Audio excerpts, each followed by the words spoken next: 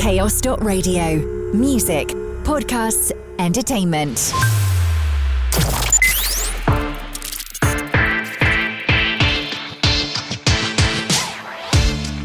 Hello and welcome to the latest edition of NEWSWAVE, written, produced and recorded in the heart of Cornwall by the team here at Chaos Radio.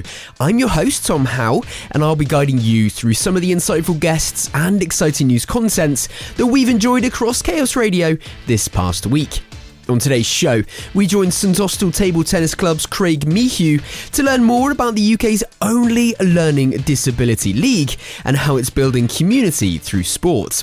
We check in with Peter Woodward, director of Teylu Theatre, about their debut production This Is Halloween and the company's vision for community-led theatre. As well as that, sticking with theatre, we take a trip to the Hall for Cornwall to hear from Libby Alexandra-Cooper, who's stepping into the role of Linnet Ridgeway in Death on the Nile this November. We hear from author and artist Tim Hamilton, who shares the story behind his children's book Ernie the Cat and the Mysterious Tale, and how creativity helped him navigate Parkinson's and colour-blindness. And we welcome Dr. Hilary Jones off the telly, who explains why flu vaccinations are vital this winter, especially for carers, and what the latest research says about uptake across the UK. We're not done there either, as Rosie Williams, known to many as Baked Potato from Big Brother UK, joins us to reflect on life in the house and what she's been up to since leaving the show. NEWSWAVE. First this week, a unique table tennis session is making a big impact at St Austell Leisure Centre. Craig Mehew and St Austell Table Tennis Club are running the UK's only learning disability league, creating a community through sports. We caught up with Craig and some of the wider team, including some of the players, to hear how these sessions are changing lives. NEWSWAVE. So I'm Craig Mehew, the Development and Welfare Officer for St Austell Table Tennis Club. We've been here today at St Austell Leisure Centre for one of our learning disability sessions in table tennis. We do this every kind of month, one a month, and it's a learning disability league. We're the only league for learning disability in the whole of the UK, which we're really proud of. Yeah, so some of it's a league, some of it is just playing, having fun, chucking the balls in the baskets, that kind of thing. And today we've just done a doubles tournament, which is really cool. And they're all really competitive, and yeah, so it's good. And it's for people with a learning disability, but that covers a wide range. You're not sort of just pinpointing a certain thing. You've got people here with all sorts of different challenges and backgrounds. Yeah, so anyone can join our sessions, and if the session isn't right for them, if they come and it's just not right for them, we've got other sessions at the club on a Monday or Friday evening, or for over 55s on a Tuesday and Thursday in the day. So we cater for everyone. We never turn anyone away, but this session is for wide-ranging learning disabilities. And you could tell from the atmosphere here, everybody was having so much fun, and the benefits of it as well, making new friends, getting active as well, and some quite involved warm-ups as well. Yeah, so the warm-up was funny. It was a warm-up called In the River and On the Bank, where we get people jumping in the river or jumping back on the bank, which is really cool, really nice little warm-up, gets everyone energised and ready for some table tennis, which is the main thing. If people listening want to get involved or find out more information, where's the best place for them to look?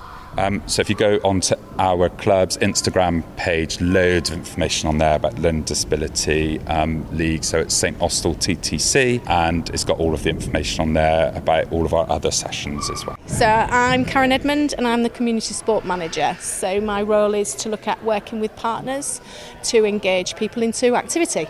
And Karen, we're here today talking about the excellent learning disability table tennis sessions with St Austell Table Tennis Club here at St Austell Leisure Centre. What can you tell me about them, please? It's very much a partnership approach. So with MenCap and Craig from the Table Tennis Club. So we have, on a Monday, we have our inclusion afternoon. So that means that adults with learning disabilities are able to come along and have a go at lots of different activities. And then what we do is we work with Craig to come in and do the Ultra League. So Craig and the Table Tennis Club have set up the Ultra League. We've had seed funding from Chris and MenCap, So that's enabled us to have a sustained weekly session, which gives continuity to those with learning needs. And actually, they build up a massive rapport with different partners, but also with their own peers. You get lots of friendships. You'll have seen today some of the bonds and the friendships with them. And for us, it's just seeing that enjoyment on their faces. So we just feel this is just a perfect setup to have this sort of partnership.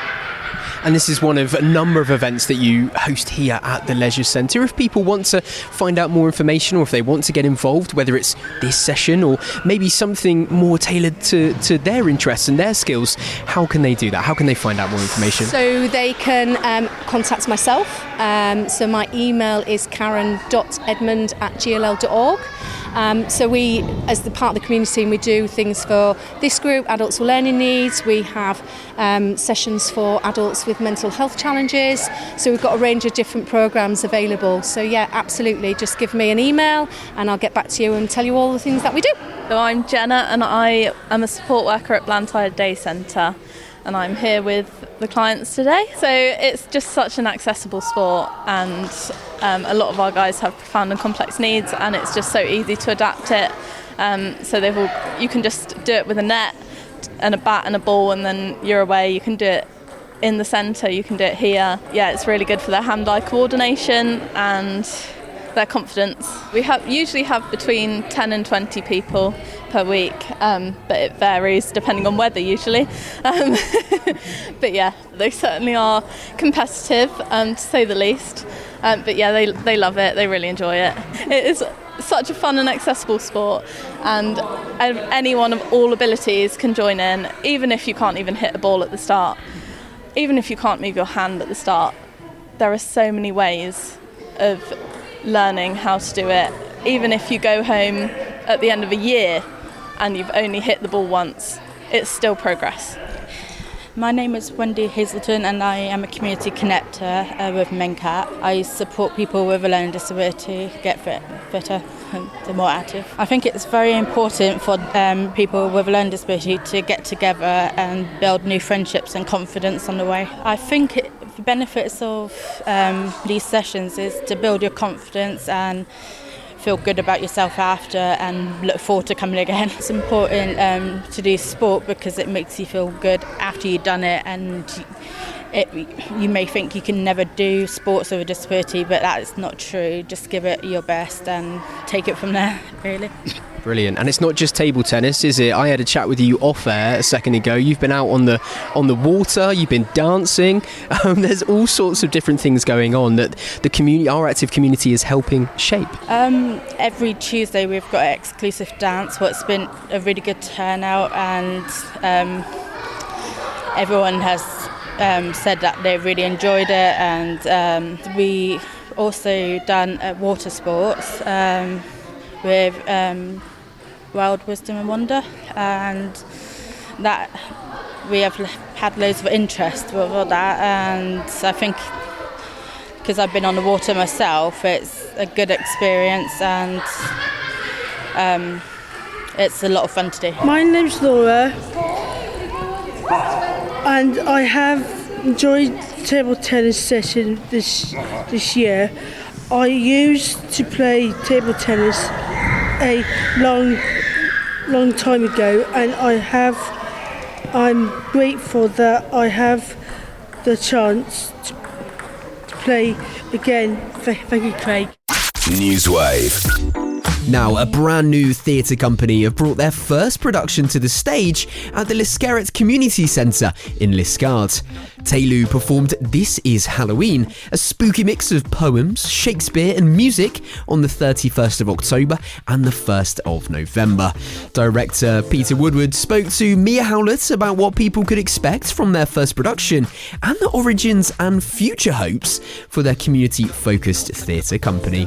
NEWSWAVE. Teylu Theatre Company started at the tail end of last year when a group of people who'd been performing at Sturt's Theatre at Upton Cross just felt they wanted to take a new direction and do something a bit different. And so we got together, we had a couple of meetings, and we said, yes, we actually all want to do this. We're all keen on performing.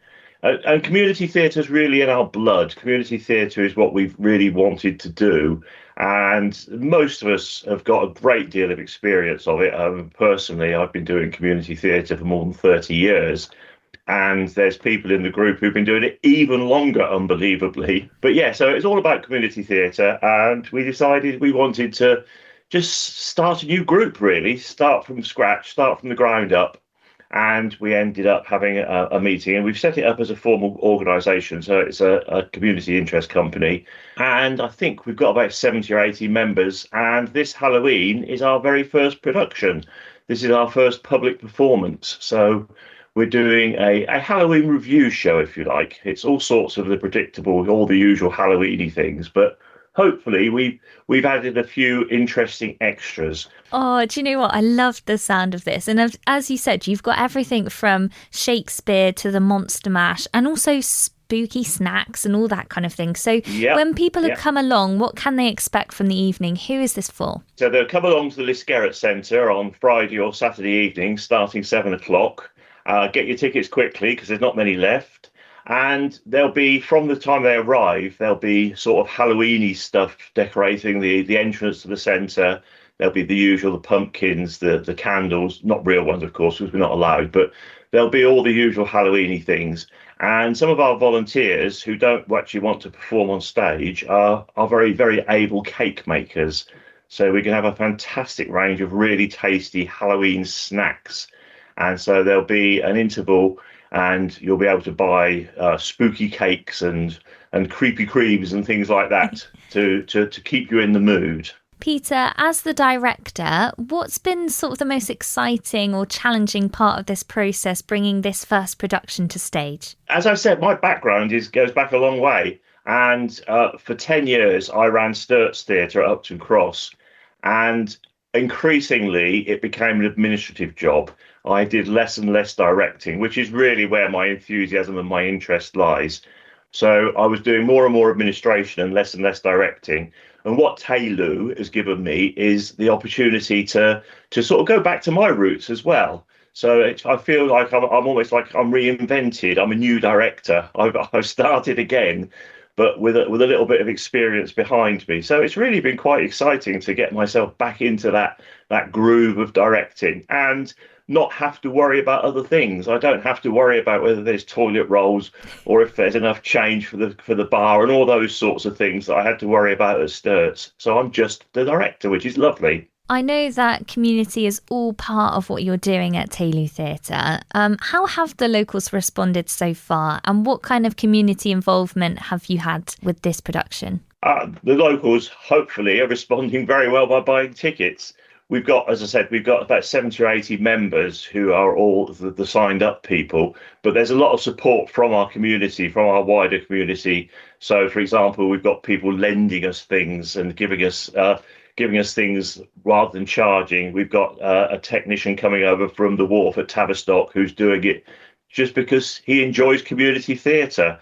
And that is the sort of background and experience we've got. We've got a lot of people with a lot of experience who are happy to share it and want to share it. And community theatre is so important, not just from the entertainment point of view, but it's very, very important for people's well-being, for people's mental health, for people's sense of community. We've got a group of people together for the last, 4 months, who've got real common purpose and have hopefully enjoyed the process, but also found it stimulating and challenging. And of course, this is what it's all about. That first couple of minutes just before curtain up on the first night is just such an exciting time. It is such a buzz waiting for that first performance. I envy them that. That is the bit I used to love about performing. Just about to go on stage, and it's, oh wow, this is it. This is why we've worked so hard for all these 3 or 4 months. And I'm hoping that's what we've given them. We've given them that enthusiasm, but also that mental stimulation, hopefully mental health. and with Jane Warwick, our musical director, doing some fantastic work with the music as well.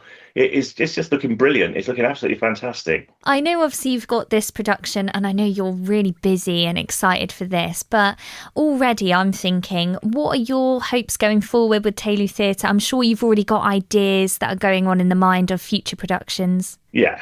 We've started thinking about next year. One of the things we'd love to do is a big musical, but big musicals, even for community theatre groups, are expensive. You're probably looking at having a budget of around £10,000 to put on a big musical. Now, at the moment, we're not in a position to do that, but hopefully this will have raised a few quid and we've got a little bit in the bank and we've got some supporters and we've got some friends, and this will raise our profile. People will come along and they'll say, oh, great, we really enjoyed that.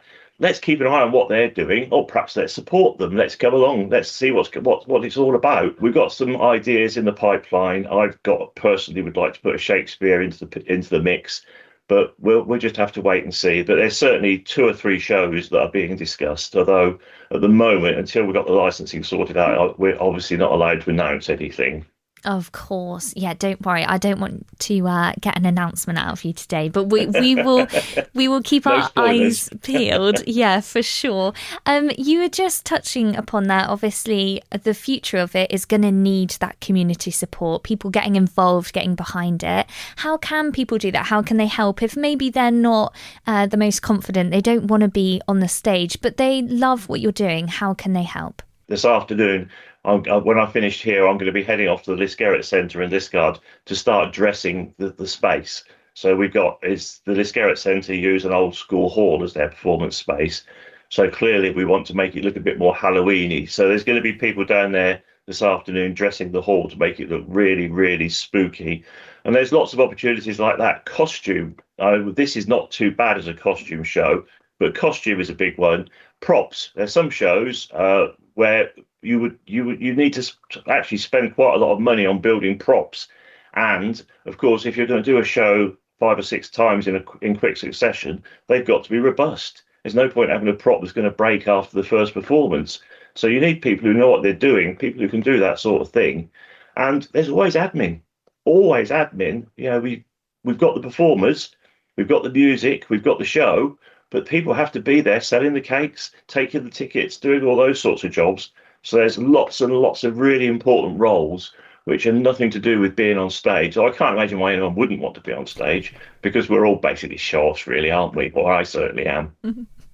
Oh, that's great. There's so many opportunities, as you said, for people to take part in something that is meaningful and to get involved in their community. It all sounds brilliant, Peter. Please, can you remind us of everything we need to know to join in the fun this weekend? Dates, times, venue, tickets. It's 2 performances, Friday, Halloween, and Saturday. So it's the 31st and the 1st. It's at 7 p.m. and it's at the Liskerett Centre in Liskeard. Now, the Liskerett Centre is on the edge of what used to be called the Cattle Market car park. What's the next one? Death on the Nile. I've already done a queue and back announcement for that one. So that one can just sort of slot in quite neatly. You'll get jolly well entertained for 12 quid. That's a very good value, isn't it? 12 quid for that sort of quality of entertainment. Oh, brilliant stuff. And the tickets are available from the Liskerett website, or if there's any left, they're on the door. NEWSWAVE. From the heat of Egypt to the heart of Cornwall, the next big mystery is preparing to dock at Cornwall Playhouse this November. Following the gripping success of And Then There Were None and Murder on the Orient Express, Fiery Angel and director Lucy Bailey return with another Agatha Christie classic, Death on the Nile. Joining us now is Libby Alexandra-Cooper, who's stepping into the glamorous shoes of Linnet Ridgeway at the Hall for Cornwall from Tuesday 11th until Saturday the 15th of November. NEWSWAVE. First of all then, Libby, look, what's it been like stepping into Linnet's shoes? She's such an iconic character, isn't she? She is. It's honestly such an amazing opportunity. So Linnet Ridgeway is in the world of Death on the Nile. She is one of the richest heiresses in England, and she has so much glamour in her life, and she is a steely businesswoman, and she honest, it's an amazing role to get your teeth into. It's been very fun. Excellent. Those are the ones we love. Let's take a step back, actually. For any of our listeners who aren't aware of the story, what can you share with us without ruining the mystery, of course? Yes, without revealing too much. It's always hard to talk about, isn't it? So what I can say is this play begins in the British Museum, and you meet a wonderfully eclectic mix of people who are all gathered there ahead of this amazing trip to Egypt, and they are returning this sarcophagus. And then the next time you meet these characters again, they are on this luxurious cruise in Egypt going up the Nile, and that's where lots of things unfurl. Well put. We'll let people go and see it and hear about it. Now, how do you like to spend your holidays? Are you a cruise ship kind of girl, or are you kind of, I don't know, maybe a long haul flight? How does it work? I have never been on a cruise. Not quite in my budget as of yet. But, just on the stage. Yeah, but we've been doing so much research into them, and the Karnak, that's the boats this is all based off of, and it's such a wonderful location for a play, and our set designer Mike Britton has created the most wonderful set of this cruise, and it's so layered and it's so intricate, and it makes me feel like I'm on my cruise holiday. So I'm living vicariously through the play, I think. Amazing. Sounds like so much fun. Now, the production is directed by Lucy Bailey, who's got a real reputation for creating gripping theatre. What's it been like working under her? Absolutely. She is this is my first play after graduating drama school, so it's such a wonderful opportunity to get to work with Lucy. She has a wonderful way of trusting actors and really creates such a lovely space for actors to kind of revel in the craft and explore backstories and relationships. And she absolutely, you're so right, the work Lucy does is so gripping, and I think she's honestly such a dream director to have on this piece, and she really grapples with the Agatha Christie worlds. And it's so nice because our writer, Ken Ludwig, brings so much comedy into this play as well. So watching them work together and Lucy really hone in on the really serious kind of mystery of it also, it brings such a real sense of life to the piece. It's a joy to work on. Yeah. Yeah, we can't wait to see it in just a few weeks' time. We're getting close now. You're also, this isn't a bad first play straight out of drama school, because you're included in an incredible story, which we've touched upon, and as part of a really stellar cast as well. You've got Mark Hadfield as Poirot, you've got Linus Barber in there as well. What's the chemistry like on stage and off it as well with all you guys? It's a dream. Yes, you're so right. They are an amazing company. I mean, I couldn't have asked for more exactly for my first company. It's such an honour. We've got Terence Wilton as well, playing Septimus Troy, who is such a delight, and Glynis and Mark and Bob Barrett, all such amazing seasoned actors, and it's so alive on stage and off stage as well, as I'm sure you can imagine. They have such amazing insights into characters and the world, and they are just seasoned professionals, aren't they? So it's lovely. It's so fun. Do you have a favourite moment in the show, either as yourself, maybe a line or a moment, or maybe something you just like watching from the wings? And as well as that, are you an Agatha Christie fan yourself? As all Agatha Christies have, there's a denouement scene at the end of Act 2, which I won't say too much about, but it is very fast-paced and thrilling, and I think that's a real highlight of the play. And then Agatha Christie, I am a big Agatha Christie fan. I love Agatha Christie. I grew up with my grandma having all the books, and I think what Agatha Christie does so well, and I mean, she's such a amazingly published author, is the worlds she creates. And there's what's so nice as an actor as well, and I think what really works when these novels get turned into plays is the characters have so much complexity to them. It's such a intricate world of so many different characters, and they all have such a life to them, and the worlds she creates and the atmosphere, they all have a slightly different atmosphere, but it's all, that's what you get in Agatha Christie, isn't it? So yes. Will you have chance to explore when you're on tour? Have you been here to Cornwall before? I have not been to Cornwall ever. So I grew up in the north of England, so I've only ever been to the northern Yorkshire coast. So I'm very excited to explore Cornwall. I think, yes, we're doing we're there in Cornwall from the 11th to 15th November, I think. So I'm sure we'll find some time to explore the sights of Cornwall. Amazing. And then make sure you come back in the summer as well, because it's a very different Cornwall in winter and autumn than it is in the summer as well. But we really hope you enjoy it. Thank you so much for having joined us here on Chaos. Just looking at the reviews, Cornish audiences absolutely love the previous Agatha Christie stories that have been, adapted onto the stage here. Before you go, can you just tease our audience again with what to expect from this one and why they should come aboard as well? Absolutely. So you should absolutely join us on board in Death on the Nile, because it is an absolutely joyful evening at the theatre, and I think you will be hooked. It is a fantastic world that's been created. There are the most intricately extravagant costumes by our costume designer Sarah Holland, and there is dancing, and you are on this stately boat with the most amazing 1930s music and world, and there is a lot of drama that unfolds, and I think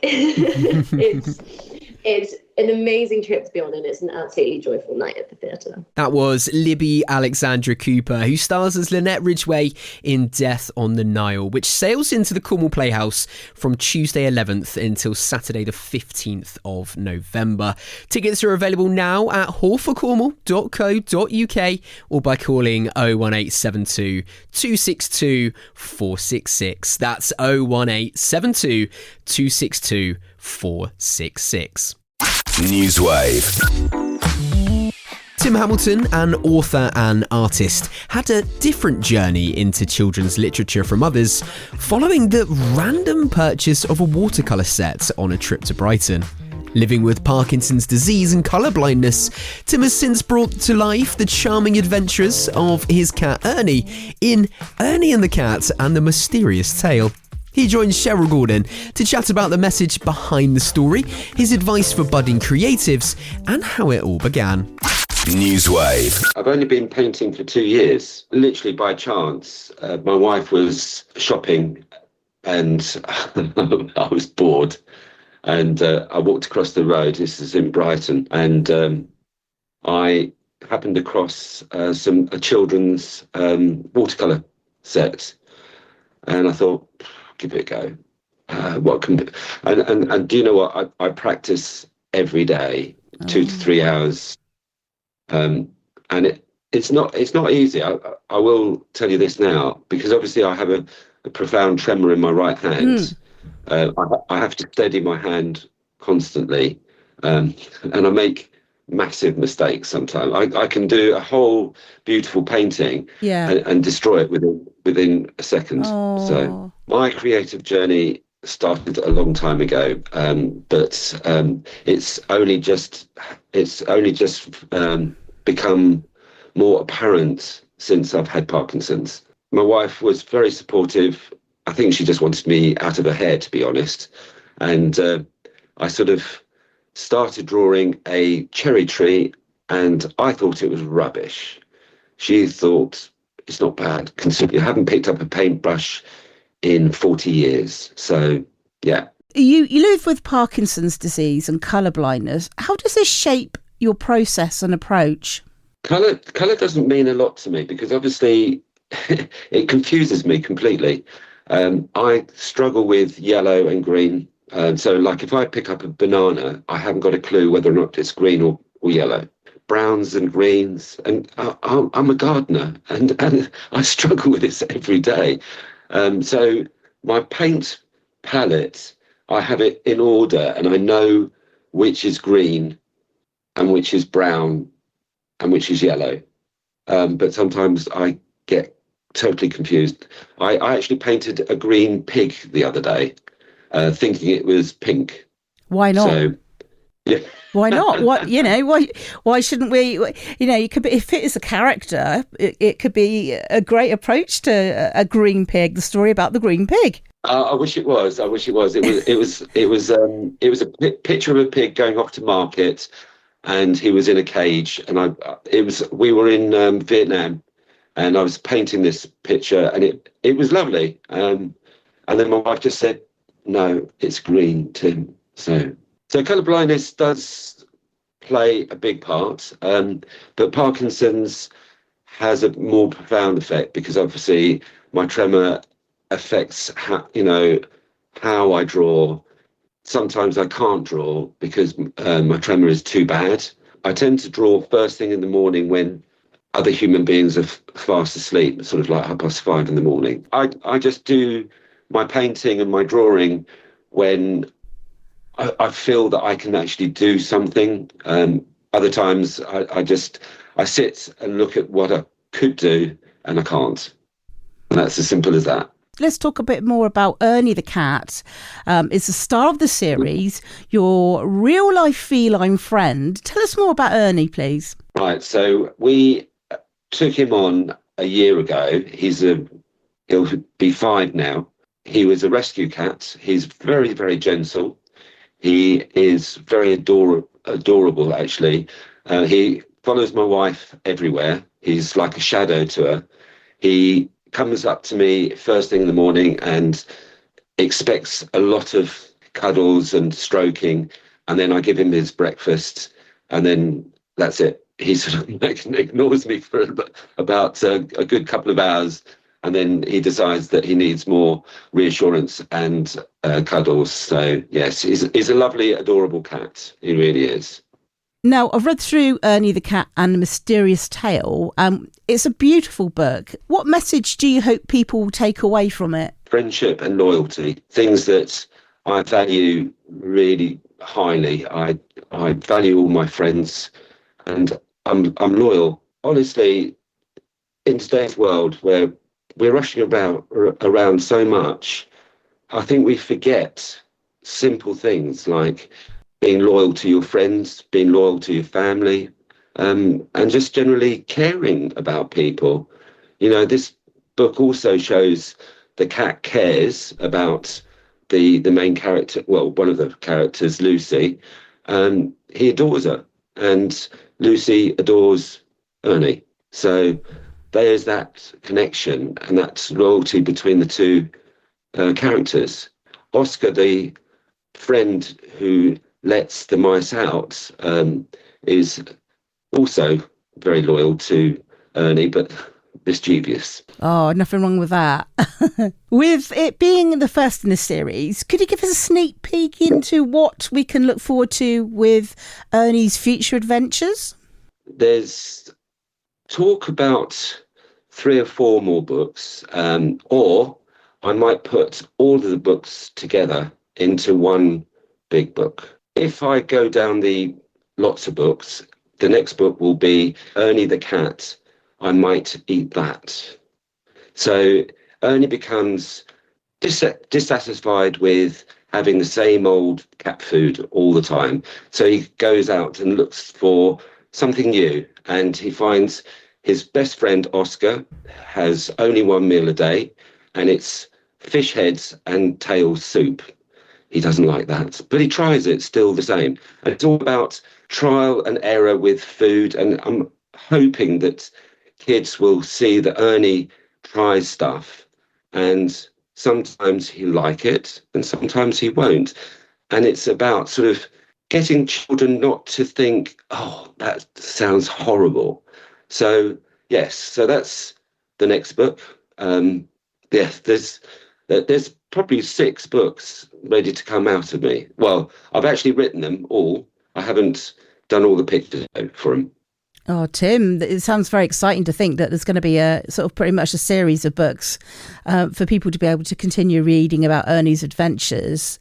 What advice would you be giving to listeners who might be inspired to try something new, but maybe anxious or may have never considered themselves being creative? I have always been a little bit adventurous, but also I've been worried about failure.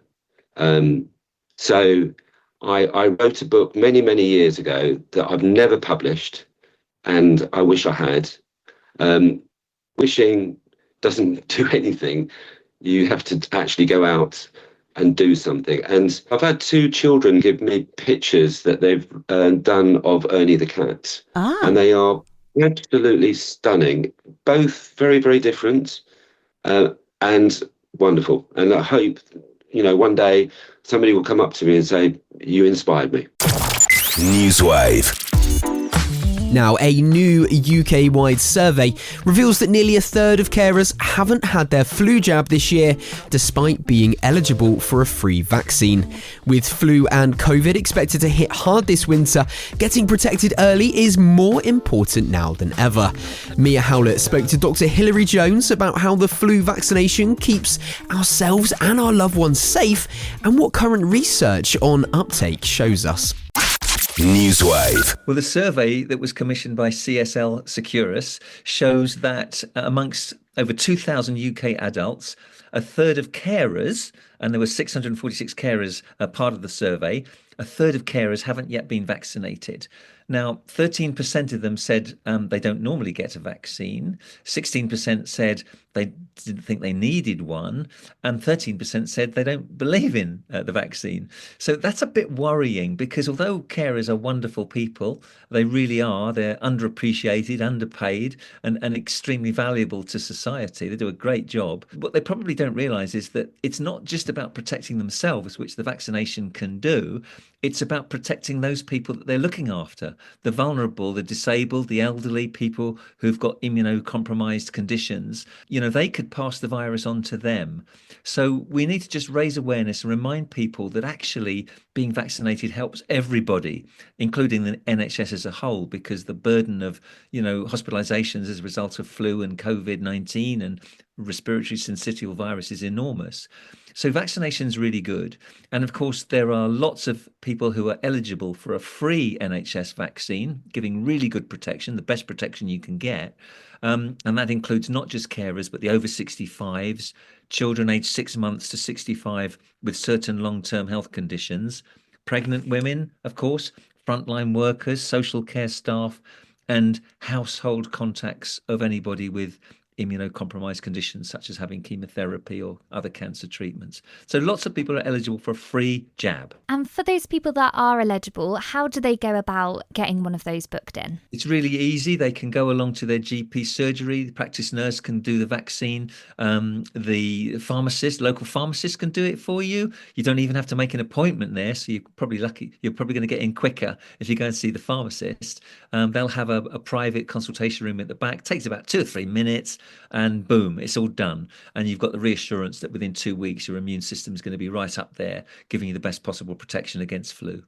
And there will be people that aren't eligible. Can they still go and get one privately? Yeah, absolutely. So those people in other groups can go along to the pharmacy and they can get a jab. They pay for it. It's only a few pounds, gives very good protection, so well worth the money. And again, you don't have to make an appointment. It's very easy. Bizarrely, in the 18 to 34-year-old age group, they've got the best uptake so far this year. 74% have either booked or have already had a vaccine. So that's really good. That's interesting. Do they know why there's such good uptake for those in that age group? I think a lot of young people today are quite savvy about wanting to stay healthy. So their diets are better. They're using the gym more or just keeping fit more. And I think they don't want to spend, 10 days bedbound with flu. They want to stay in work. They want to keep going. And I think they realise that the jab is safe and effective. It can't give them flu. That's an old myth. You can't get flu from a killed virus, so you can't get flu. And they're just on the ball, I think, today. And you mentioned in the survey there's people that are unsure about getting vaccinated. What could you reassure them about how effective the flu vaccine is? Well, just looking at what happens if you don't have it, we know that last year there were over 7,500 excess deaths from the flu, not just in the elderly and the infirm, but sometimes tragically in rare cases in young, fit, otherwise healthy people. It does happen. They get sepsis. That can be fatal. So we're seeing a return to levels that we saw before the COVID pandemic when there were lots of lockdowns and social isolation. So levels are increasing again. I would reassure people that it gives them good protection should flu come their way. Flu is not just a common cold that's bad. It's much worse than that, with a raging sore throat, hacking cough, a high temperature, which comes on suddenly, and often complications like middle ear infections and pneumonia and sepsis. And I would say, look, it's quick to do. It's very well tolerated. It gives you good protection. And you're protecting other people as well. So it's a win-win as far as I'm concerned for everybody. And finally, is it particularly important this winter, where we do have some other COVID strains that are around at the moment, to get vaccinated with both flu and COVID jabs? Yes, it is. What we know from previous years and data is that if you get the two things together, COVID and flu, it doubles the risk of serious complications and even death. So you won't want to get two together. You're unlucky to get one, but to get both is really unlucky, but it does happen. And that's why co-administration of the vaccines is a really good idea. It means you've only got to go to the doctor or the pharmacist once to get them both together.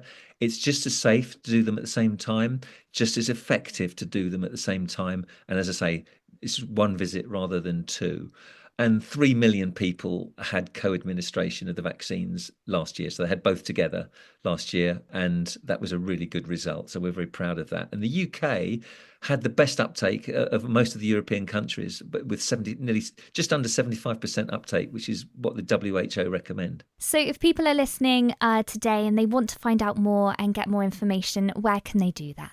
They can talk to their local pharmacist, they could talk to their GP surgery, or easily they can go to the NHS website where they can get information about where to get the jab done, who's eligible, and why it's such an important thing to do. NEWSWAVE. Now, you might remember our next guest from Big Brother UK last year, where she quickly became a fan favourite, known for her quick wit, infectious laugh, and of course the unforgettable nickname, Baked Potato. Since leaving the house, Rosie Williams has been keeping busy, so she's here to spill the beans on life in the Big Brother house and what she's been up to since. Here she is with the incomparable Henry Rosewall. NEWSWAVE. Let's go way back, before any of this all went down, but let's say 2 years ago. 2 years ago, Who's Rosie Williams? Gosh, I don't even think she knows who she is. No, it's part of it. That's part of the journey, I think, isn't it? Do you know Self-discovery. 100%. Do you know what? I honestly feel like I've lived 1,000 lives, and I think and I used to think, oh God, I really need to settle down. I need to choose one thing to do. No. I think that now, and I just think, you know what? What the hell? I'm really trying to make the most of everything. Yes, absolutely. Exactly. Yes, seize the day. Soak it all up. Take it all in. Exactly. And I bet you're doing a lot of taking it all in and just pinching yourself and thinking, oh my gosh, what's next? I do feel like that, actually, and I always feel like, oh God, how much control do I have over my life? Not much. Well, today I can tell you is National Hermit Day, so it's all about a bit of, taking it in, bit of self-reflection and that, so it's a good time for it as well. Fabulous. I want to talk because you're here. Ross Lannan hooked me up with you here today. Fabulous Ross Lannan. He's lovely. We love Ross.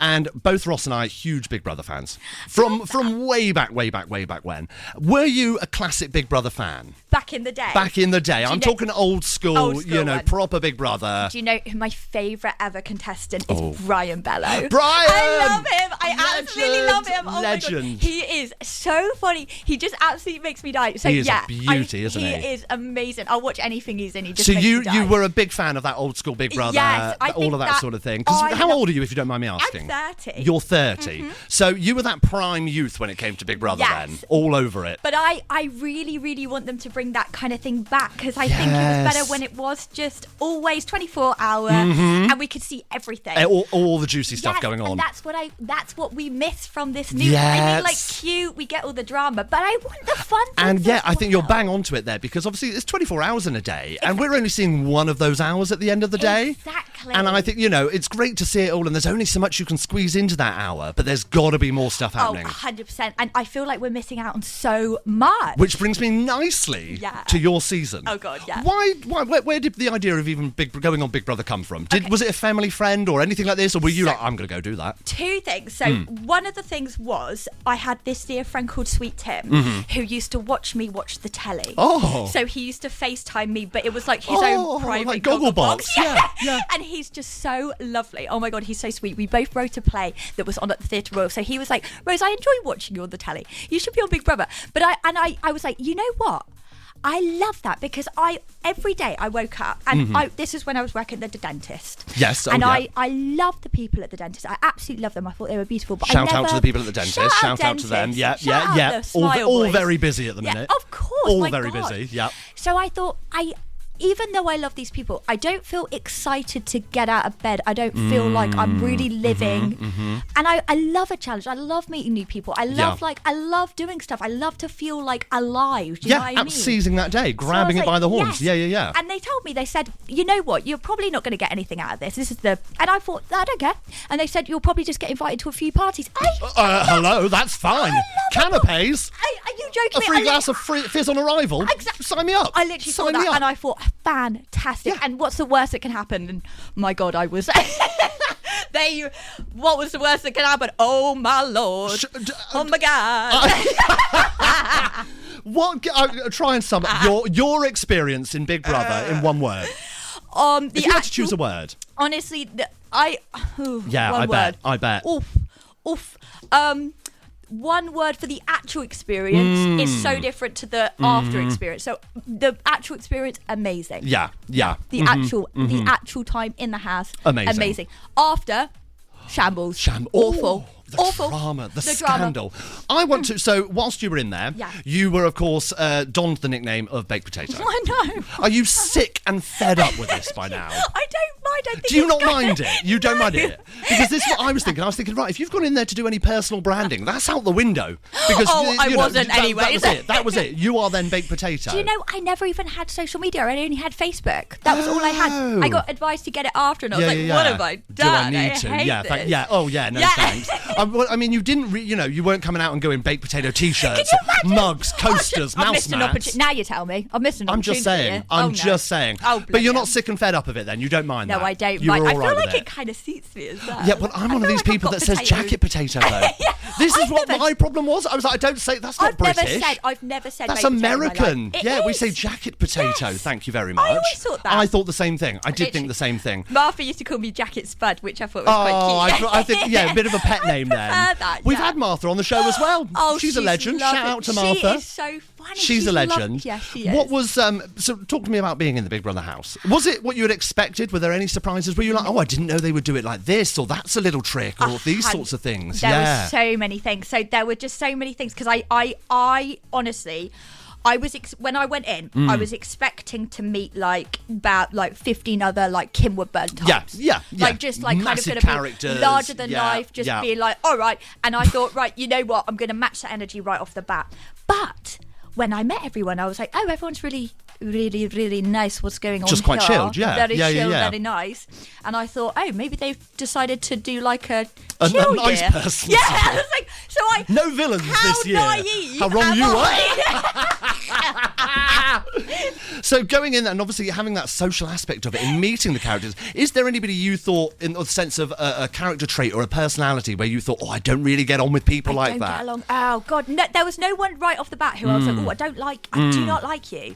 That's the thing. So like everyone, I was like, these are all not. That's why I was so confused. I was like, there's no one here that I'm like. You were kind of waiting for it and it didn't happen. Yeah. And I was expecting the worst. I was expecting everyone just to catastrophized it. Yeah. So when everyone come in and like, hi, how are you? I'm like, oh, actually. Hang on a minute. Yeah. Hang on a little second. But obviously the drama comes out later.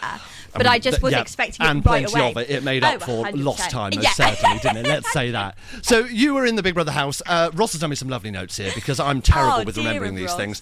And I've just remembered today, backdoor eviction as well. Oh, I did get a Right, thoughts and feelings on that? Do you know? Disappointment? Not putting words in your mouth. Oh, God. Don't they know who I am? Thank you. Oh, do you know what? The night before, I was booed to high heaven. Were you? I was. So, do you know what? I think I was okay with it. And I'm not just saying, like, oh, yeah. I'm just saying, oh, I was fine with it. I genuinely was, because I was just like, you know what? I did not think I'd make it past week 1. So the fact that I made it that far, my dad was betting on me on William Hill to get evicted. He was putting money on me. Insider trading, folks. I was like, thanks, Dad. Thanks very much.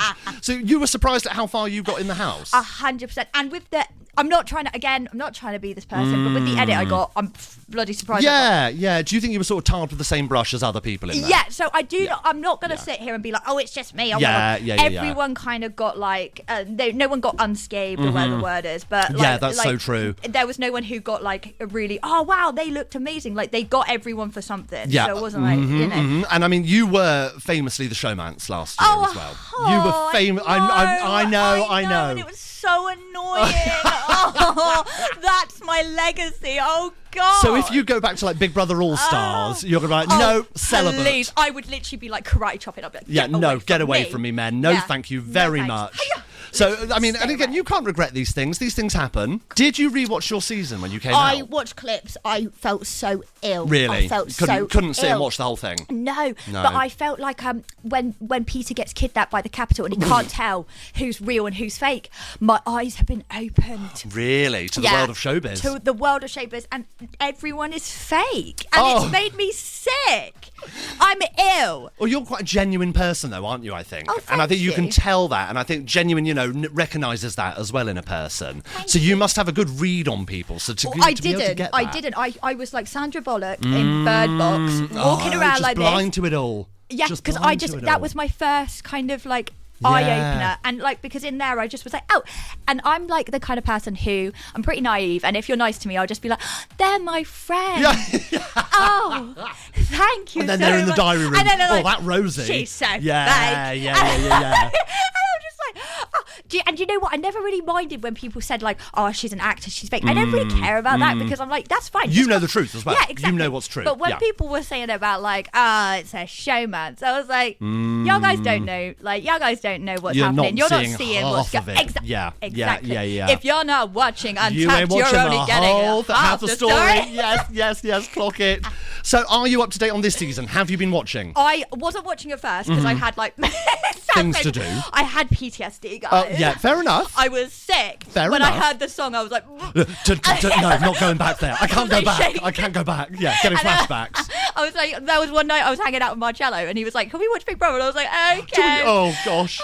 And I was like, okay, let's just do it. Let's just like get it. Like, I think exposure therapy. Exactly. Just, like ripping off a band-aid. Yeah, I was just like, let's do it. And I was like, that was fine. Actually, that was fine. You could deal with it. And do you know who I absolutely love? Go on. Richard. Oh, I love He Richard. is the icon. So we're on the Save the Richard train. Like we are on the Save the Richard train this week. That's he the needs plan. to be I think. saved. Spoilers if you've not caught up on your Big Brother yet this week, folks. He is an oddball. I love him though. That's the best people. That's the best people. And Caroline's coming for him. I'm sorry, she's coming for him because he is authentic. That's it. That's exactly it. it. You can't handle it. No. And you're waiting for him. And to I think mess that's up, the exact opposite of Caroline saying he's a game player and all of this stuff going on, and that name gets thrown around. And I always say, honey, you're projecting. That's all you're doing, and that's all you're showing to me. And anybody that knows these things, you can see that projecting 100%. Going on. Whereas Richard's there, quite happy, already in his jeans by 6 o'clock in the morning, eating some crisps on the side of the bed. He's not paying you any mind. Shut your face. He's not paying her any mind at all. At all. He could not care less. And I love it. I love it. Gossip-wise, yes. And Scandal. Okay. Was there a group chat following your season of Big Brother? There was, and then it all split off. That was it, really? Does it still exist, or have people genuinely left the group chat? I think... God, do you know? I don't know. I've never looked. That's one of those things where, the name comes up, somebody has left the group chat. I know, and then there's other, I get sent screenshots of other group chats. A scandal. And I know, and I'm like, I love that, because they know I won't say anything, because I'm such a bloody... Yeah. But then at the same time, I'm like, guys... Really? Oh my gosh. Oh my God. Tell me more. Yeah. So, I want to know, what's life like after Big Brother then? What are you up to? Terrible. I hate everything. I have had so many mental breakdowns. Oh my God. It's all the fashion now. It's all the everybody's doing it.